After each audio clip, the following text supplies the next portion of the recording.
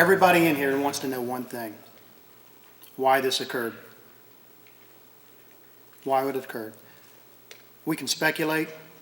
We can talk about the rumors that are on the web. We can talk about the rumors that are on Facebook, MySpace, the things that have been twittered between your students. But those things aren't going to give us the answer.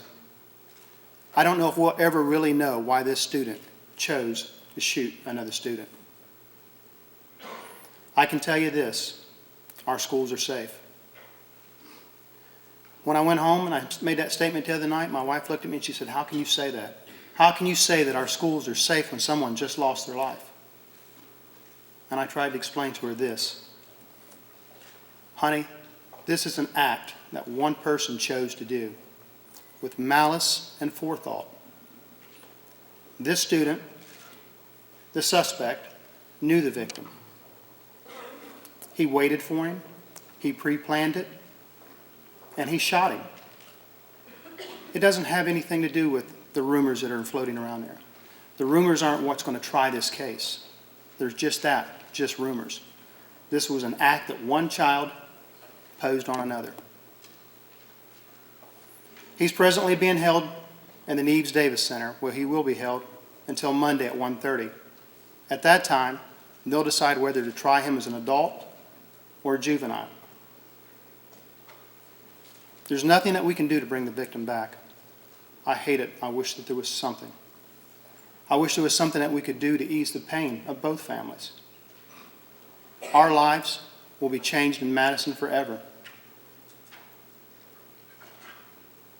But I can tell you this: we're not going to do anything to jeopardize the prosecution of this case. And that's where a lot of problems come in. The media wants answers, you want answers, and I want to provide them to you.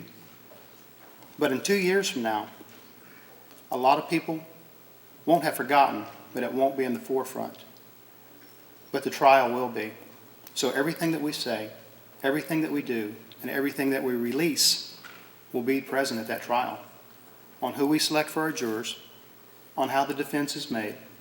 So we have to be so careful, so very careful, in answering your questions, but still maintaining the integrity of the case. And I hope that you can understand that. I know a lot of people have already said, why don't you have metal detectors in your schools? If you would have had metal detectors, this would have never have happened. Do metal detectors work? No.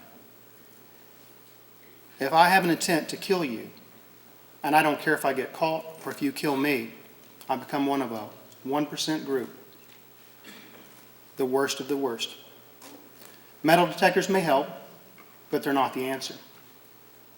The answer is parental involvement. Because I promise you, as disturbing as this is for me to say, somebody in Discovery Middle School knew about this. But because they didn't feel comfortable, they didn't know how, or they didn't take it serious, they didn't convey it to the right people.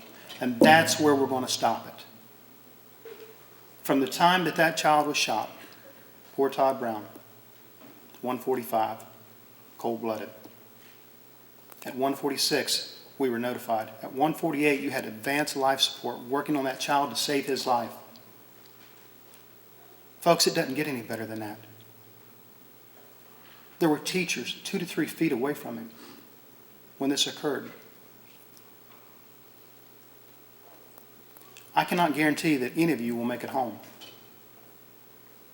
Can I guarantee your schools are the safest place? That would be a foolish bet or a foolish guarantee. But I can tell you this: they're the best that we can physically and possibly make them. And I feel comfortable that my child's there. And I thank each of you. I know many of you here are looking for answers. We all want to know why. What could motivate a youngster to do such a thing? I don't know that we'll ever fully understand why. There are, however, a few things that we do know. This incident was not a Columbine-type incident. This was not a Virginia Tech-type incident. It was not a distraught individual seeking to randomly harm other students. As stated earlier by Chief, this appears to be a case of an individual making a singular tragic choice. You may want to know, how could such a thing happen in the city of Madison? No one ever expects such a thing to happen in their hometown. The reality is tragic events occur in our society. We see it on TV far too often. I do know this. Friday, I woke up in one of the best places in the nation to raise a child.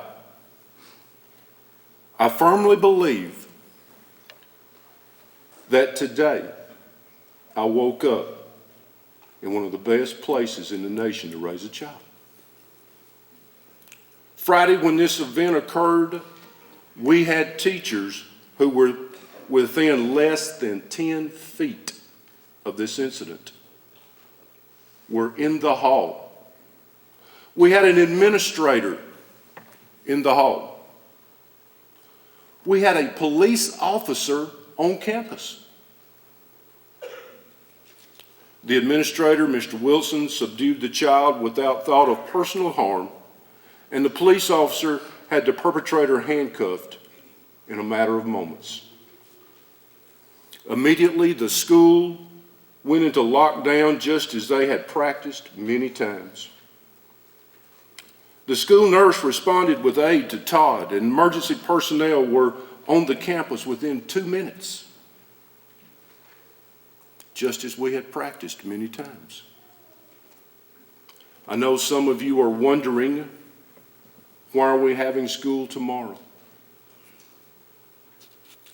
I can tell you that children find comfort in familiar surroundings. They gain strength and support from each other. These children need each other.